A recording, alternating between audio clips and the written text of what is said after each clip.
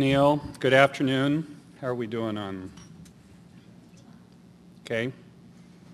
Remember when we used to use something called watches to keep track of time? It's a little more difficult now with these fancy devices.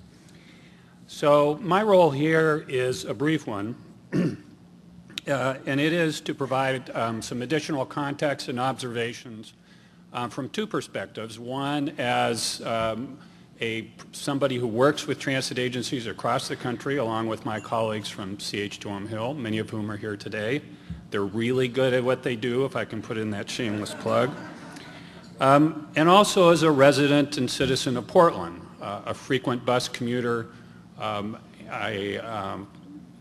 chair of the Portland Business Alliance Transportation Committee. TriMet is a national model of how to create a great bus system and a great rail system that moves people and builds community. And those are the twin objectives that TriMet has been very good at accomplishing. The Portland streetcar, the MAX system, the bus system have all been part of revitalizing our neighborhoods, building our downtown, and converting car drivers into transit riders all over the region. And there's broad recognition of this success both here at home and nationally. I recently convened in my role with the Portland Business Alliance, a group of business people in Portland, to ask them what the city is doing well and should continue doing and what it isn't doing so well and should change. And the first thing they mentioned and the number one priority of what the city should continue to do is to invest in transit. And I think that's a reflection of a kind of strength. It's really a reflection of the record that this agency has with the public. Nationally, of course, we have people coming in to visit us from all over the world to see our transit system. The Oregonian's Christy Turnquist recently noted, and I read this in a paper version of the Oregonian, that, yes, they work for the Oregonian probably. They're happy to see somebody read it. But she noted that Portland is experiencing an extended cool moment. The transit system is no small part of that. You see it in the background of shows like Portlandia, and the, excuse me, sorry, I lost my place. You see it in the background of shows like Portlandia, and a transit system really is a progressive and vital part of the Portland we know that is attracting conventioneers, urban planners, foodies, and 19-year-olds seeking an early retirement. And by the way, I think you now know they ought to become bus drivers. Think how much that's going to cost you. So Neil talked about two different TriMets, but I want to put a little different spin on the two different TriMets.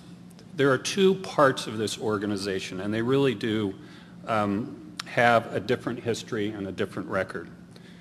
Part of TriMet is responsible for building transit, for putting light rail and commuter rail and the transit mall together. That's the part of TriMet that Neil has been responsible for over the last 20 years or so. The other part of the organization, and this is the much larger part in terms of employees and budget, is the part that operates rail and buses all over the region. And this part of the organization, by contrast with the capital part, is really hurting big time. Not that we don't have challenges on the capital side, but it is really the operating side that Neil was talking about. And this is a problem that's not unique to TriMet. This is a problem for transit agencies all over the country. Most transit agencies, though, get their operating revenues from sales taxes. Without a sales tax in Oregon, TriMet is forced to rely on a payroll tax that's imposed on employers. Other transit agencies have sought to deal with reduced revenues by cutting service as well as seeking additional taxes. King County and Clark County across the river recently did that with some success. In Oregon, the amount of the payroll tax is determined by the legislature. It's also directly connected to jobs and job creation. So as a practical matter, the political will simply doesn't exist to increase a payroll tax in a down economy. And I think that leaves us in kind of an ironic position. TriMet is central to our growth management policies in this region.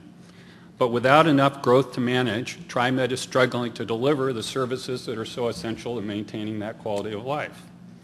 So what do we do, or what does TriMet do? I think it's pretty simple to say, as he said, but it's pretty tough to do. It's to reduce costs and increase fare box revenues. And I think it kind of comes down to this, to be blunt, and I'm not totally comfortable playing the role of the harsh pragmatist, but that's really what it's going to require. It's going to require TriMet's operations to move into the 2012 realities economically and technologically.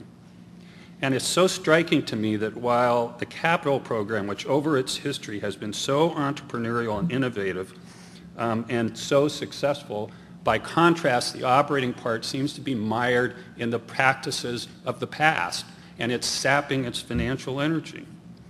So there are three things I want to mention that I think can help change this dynamic over time.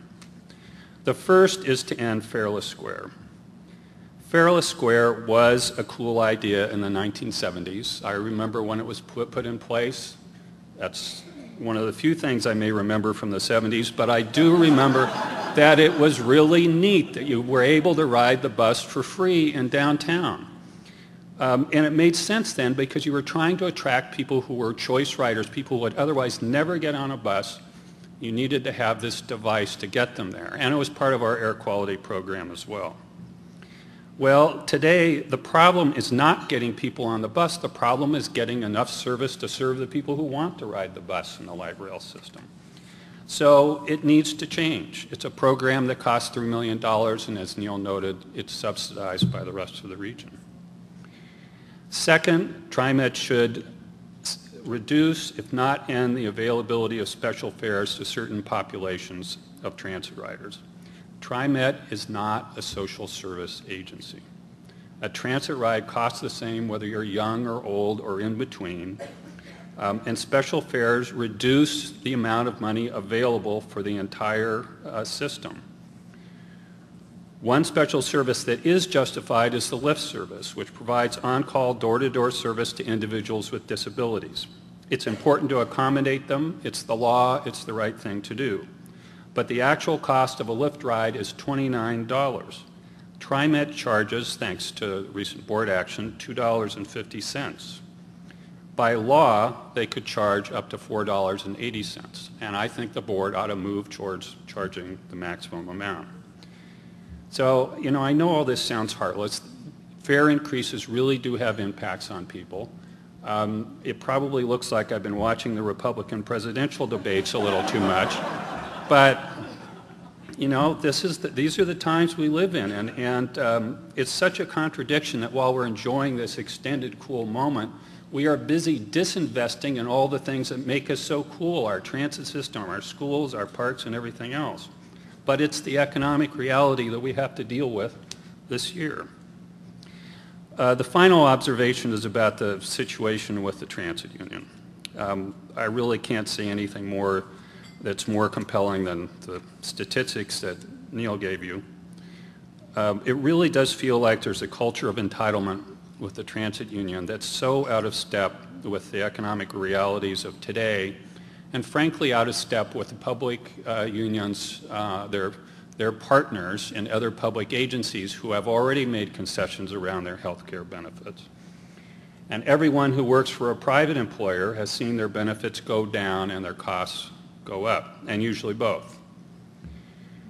I just want to make one little point that may only be of interest to lawyers, but it's an important one that helps explain why they're in this position. State law treats transit workers the same as police or fire employees. They are not allowed to strike, and in exchange, management is not able to impose a contract on the union if they reach an impasse. Instead, contract differences are submitted to something called binding interest arbitration, in which the arbitrator chooses one side or the other. This process doesn't work in a situation, which is what we have now, where one party, in this case labor, is defending the status quo, and another party, management, is seeking major changes in benefits and wages. Status quo is going to win every time with arbitrators put in that situation. So the result is that you have an increasingly smaller group of ATU employees who retain their free health care for life while lower seniority members lose their jobs and the rest of us get worse transit service. I just think that's wrong, and I think it needs to change, and the law needs to change. It's a status that normally only goes to first responders, this no strike provision. It makes sense for police and fire, but nobody is going to die if the number 15 bus doesn't show up in the morning. It's a completely different situation, and the legislature ought to address it.